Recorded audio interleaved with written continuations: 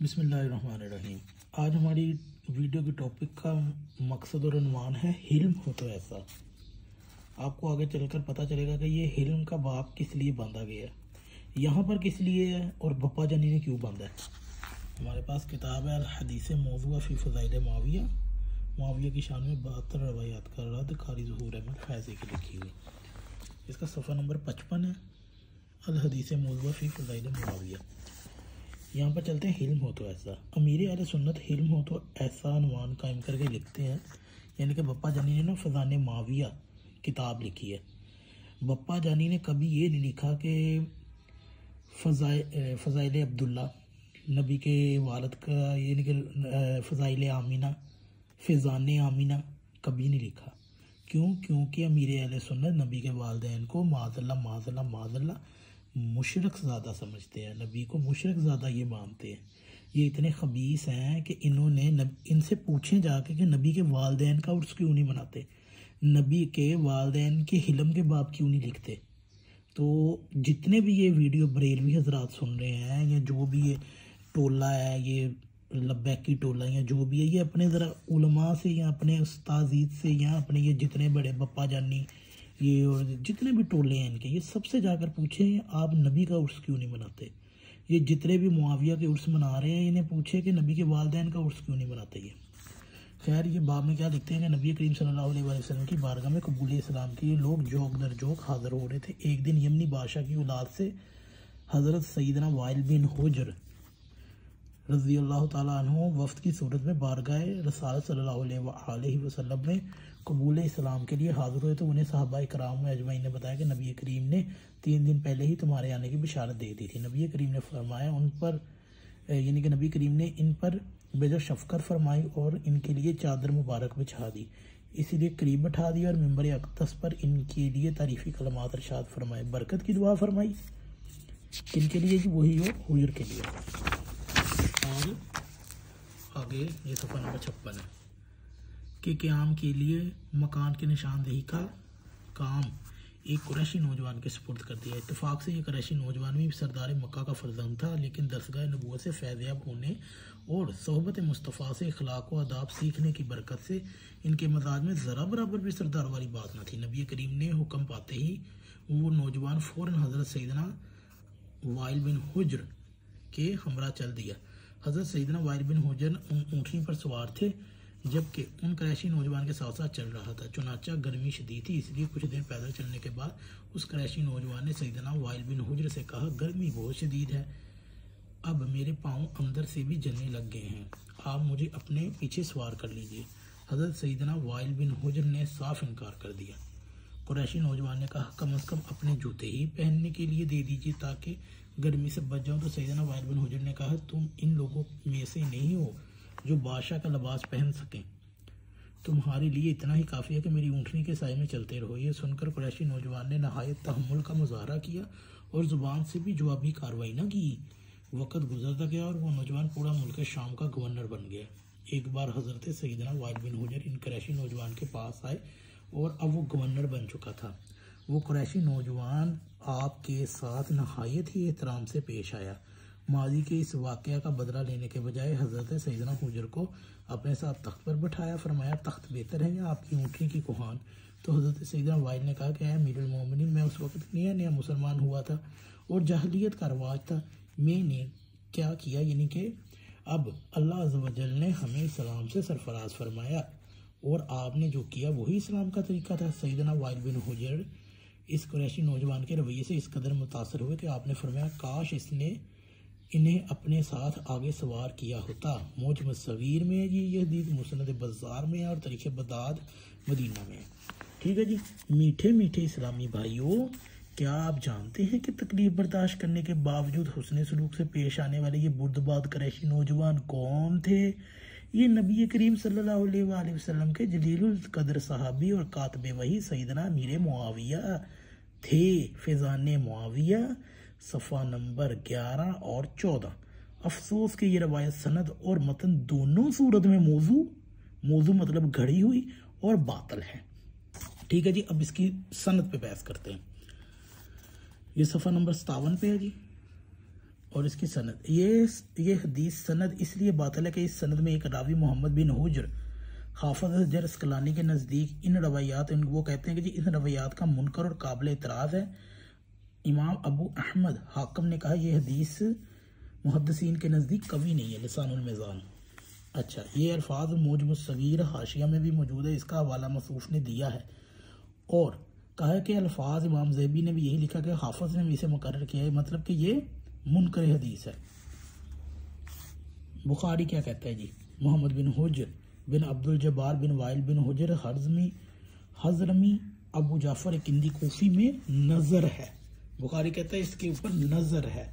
इसने क्या किया, इसने अपने चचा सैद बिन अब्दुल बिन जब्बार अन अबी, अपने बाप यानी वाइल से सुना है। मुझे इब्ने हुज्र ने बयान किया कि अब्दुल जब्बार अपने बाप की मौत से 6 माह बाद पैदा हुआ और वो फित्र ने अबू इसहाक से अब्दुल जब्बार के मुतालिक नकल किया कि उन्होंने कहा कि समिअतु अबी, मैंने अपने बाप से सुना, तू सही नहीं।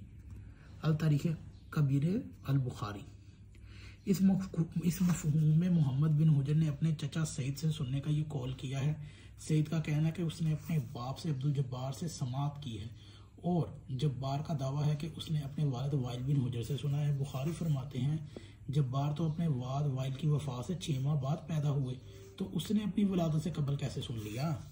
मतलब ये कि वो कह रहा है कि ये तो बंदा अपने बाप की वफात के भी 6 माह बाद पैदा हुआ, तो उसने कैसे सुन लिया, अपने बाप से नकल कैसे कर ली। खैर, बुखारी की इबारत में मोहम्मद बिन हुज्र के बारे में जो फ़कीह नज़र यानी कि नज़र में है आया है, इससे इमाम बुखारी की क्या मुराद है।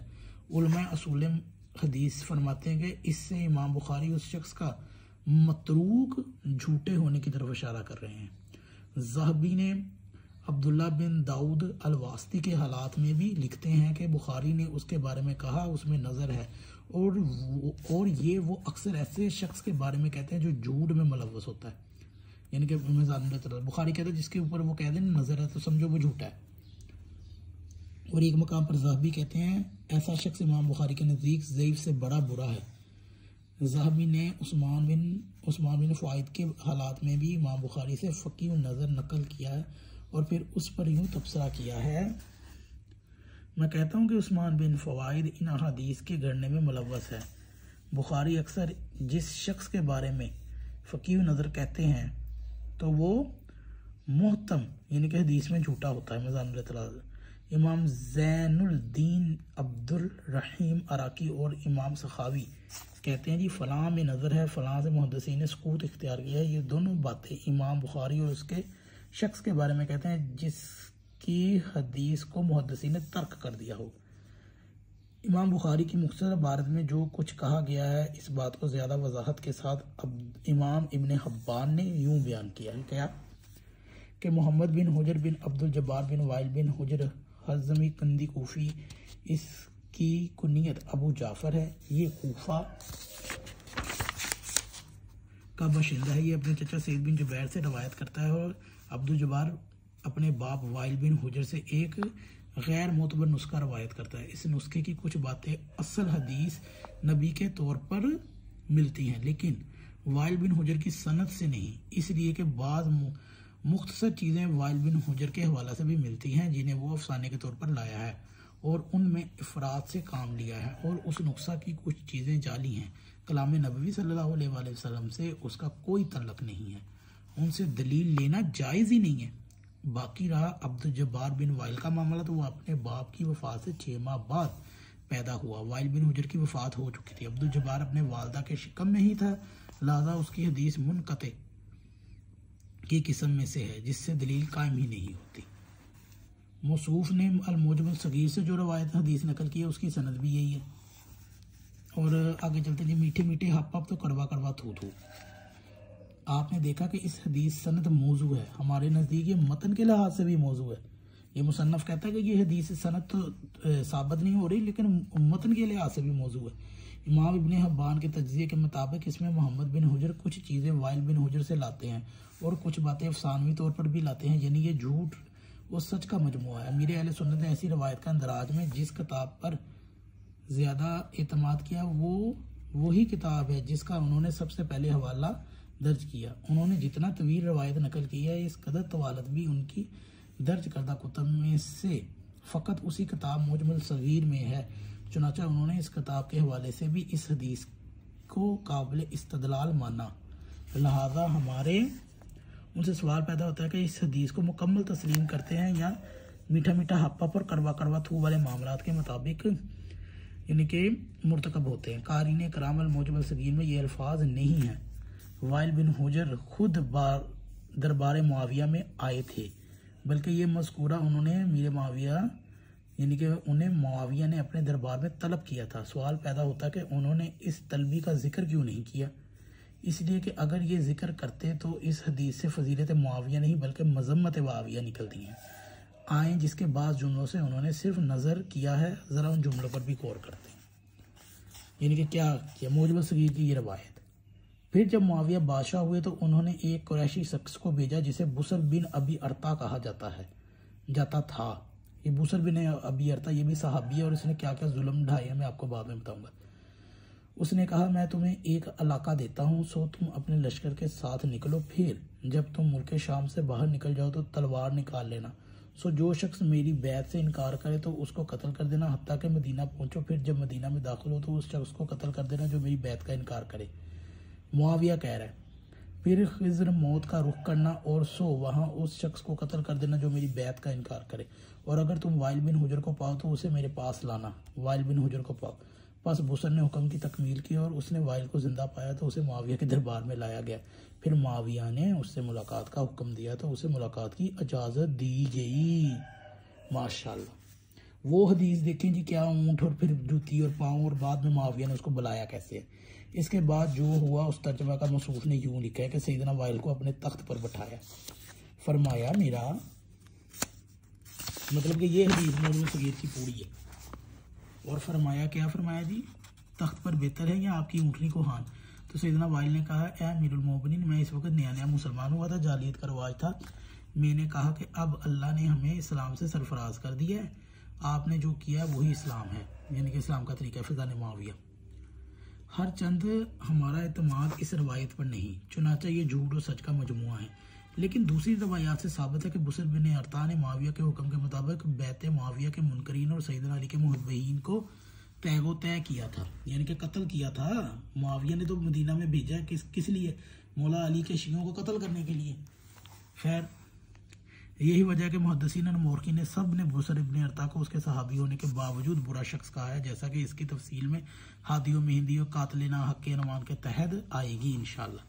यहाँ सवाल ये पैदा होता है कि जब खिज़र मौत के इलाका में बैत मुआविया के मुनकरीन को तय किया गया तो फिर उसके भयानक माहौल से निकालकर वाइल बिन हुजर को बुसर इब्न अरता ने अपने साथ जिंदा लाया और दरबार मुआविया में पेश किया। तो उसने वाइल बिन हुजर की तज़ीम है या तौहीन है, यानी कि सहाबी की तौहीन की है मुआविया ने कि तज़ीम की है। फिर उन्होंने अपने तख्त पर बिठाया और 32 या 30 साल कबल का वाक़या याद करवाते हुए कहा कि मेरा तख्त अच्छा, ये तुम्हारी ऊँटनी की कोहान। क्या ये सवाल तो तवाज़े पर मबनी है, मतलब ये हिल्म है जिसका इसने बप्पा जानी ने बाप बंदा है? नहीं, बल्कि इसमें तकब्बुर है। यही वजह है कि वाइल बिन हुजर इस पर शर्मिंदा हुए और उन्हें लंबी चौड़ी वजाहत करना पड़ी।